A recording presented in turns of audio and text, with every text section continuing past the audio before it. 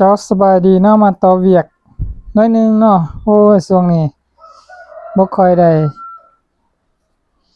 มีเวลาเนาะมาทีนี้เราจะมากึงโตพันอหย่างก็เขาเอิ้นลูกเลื่อนเนาะตัวนี้แม่นความใหญ่ของมันนี่จะอยู่ที่19มิลเนาะ19มิลนี่มันจะยังเข้าตัวนี้บ่ได้เถอะเนาะต้องกึงออกหน่อยหนึงเนาะสำหรับคนที่อยากใช้ราวเบอร์2ในการราวเบอร์3เนาะในการเฮ็ดตัวลูกเลื่อนนี่ก็ได้อยู่เนาะแต่ว่าผ่าต้องผ่าเสื้อลูกเลื่อนตัวนี้เนาะ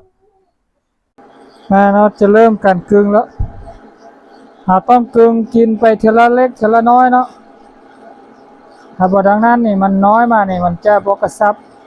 เนาะค่อยๆกึงเข้าไปโอเคเนาะหลังจากที่เรากึงเนาะเป็นทีเรียบร้อยลองสวมเข้าเบิ่งโอ้พอดีฟิตเลยเนาะ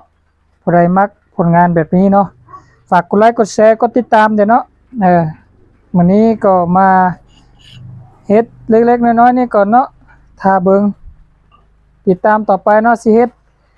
โตอัดโตเข็มแทงนี่เนาะแล้วก็สิเฮ็ดโตง้างไกเนาะเฮ็ดโตเข็มเนาะขอบใจหลายๆที่เข้ามารับชมเนาะ